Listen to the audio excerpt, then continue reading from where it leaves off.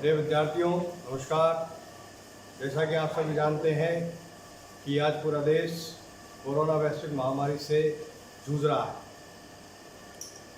विद्यार्थियों, आपकी समस्या को, पढ़ाई की समस्या को ध्यान में रखते हुए मैंने मेरा YouTube channel chemistry classes by A.K. Gupta शुरू किया है। इसमें आपको केमिस्ट्री विषय की कक्षा 12 की कुछ टॉपिक पढ़ाए जाएंगे। आप इस चैनल को लाइक और सब्सक्राइब करें और इसका लाभ उठाएं। मैं आज आपको केमिस्ट्री का पाठ नंबर 6 जो कि तत्वों के निष्कर्षण और सिद्धांत का प्रक्रम है, उससे मैं आपको आज शुरू करूंगा।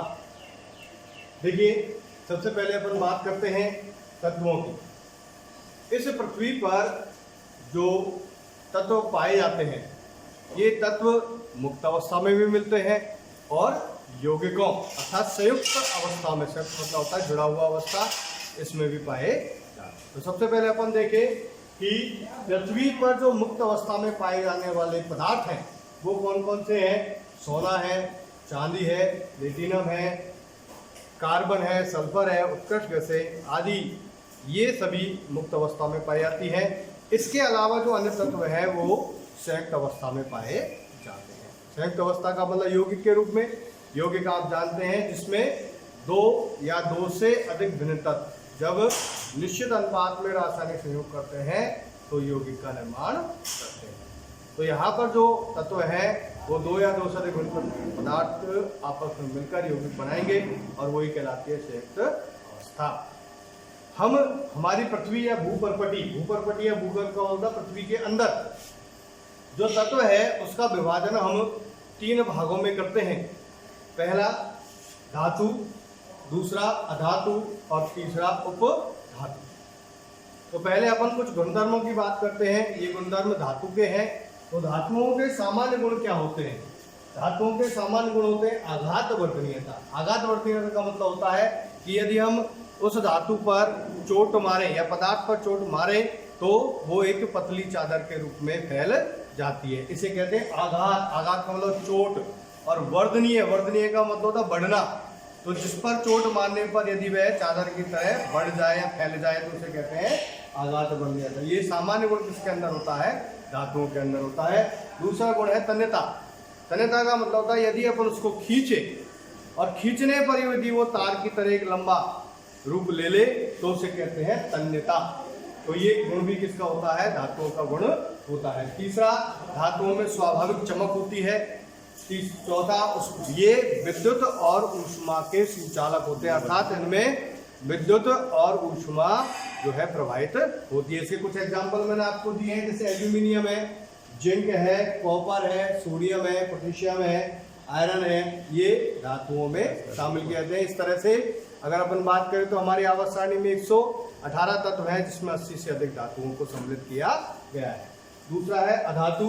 अधातुओं की बात करें तो उनमें सामान्य गुणधर्म ये भंगुर प्रकृति के होते हैं, अर्थात आप इसमें चोट मारोगे इसके क्या हो जाएंगे? टुकड़े टुकड़े हो जाएंगे। इसे कहते हैं भंगुर प्रवृत्ति। दूसरा, ये सामान्यतः विद्युत के सुचालक होते हैं, लेकिन कुछ अपवाद हैं वो विद्युत के सुचालक भी होते हैं। उदाहरण के रूप में carbon, sulphur, nitrogen, oxygen, halogen, ये सब किसमें आते हैं? अधातुओं के अंदर आते हैं। तीसरा है उपधातु। उपधातुओं में धातु के भी गुण होते हैं और अधातु, अर्थात इनमें दोनों के ही गुण उपस्थित होते हैं। Example boron, silicon, arsenic, germanium, selenium, polonium आदि।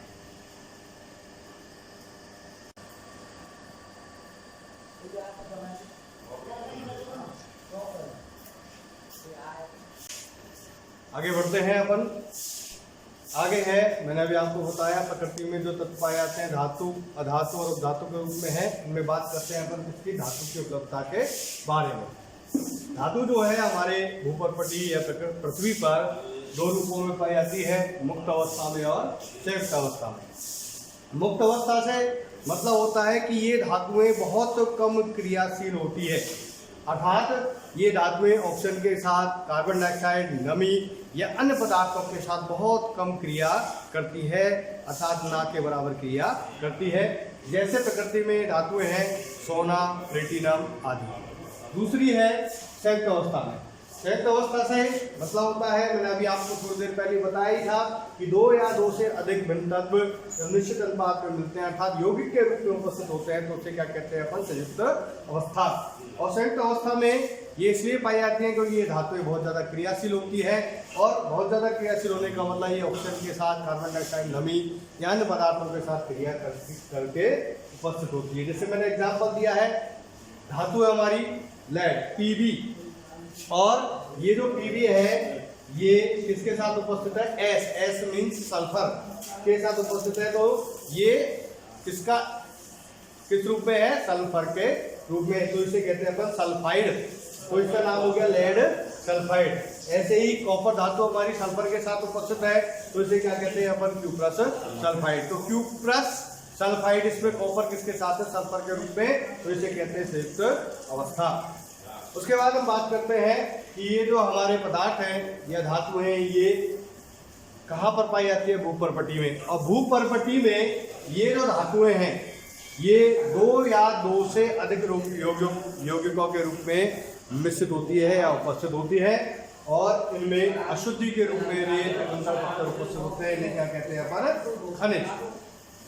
दूसरा, ये जो खनिज हैं, इन खनिजों में हमारे पास उपस्थित जो तत्व हैं वो लाभदायक भी होते हैं और हमारे किसी काम के भी नहीं होते।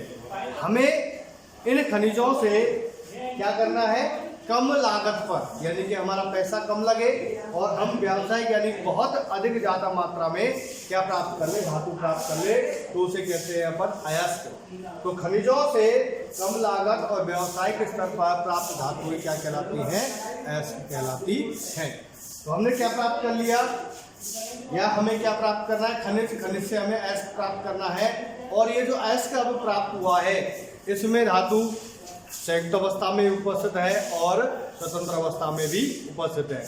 तो इसमें जो अधिकांश धातुएं स्वतंत्र अवस्था के अलावा संयुक्त अवस्था में उपस्थित है, तो इनको सबसे पहले अपन इनका क्या करते हैं? धातु कर्म।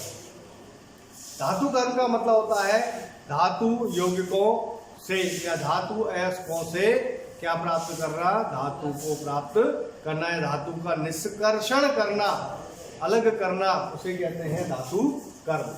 धातु कर्म में हम आपको 4 प्रोसेस बताएंगे कि धातु कर्म जो है वो 4 प्रक्रियाओं से होकर गुजरता है।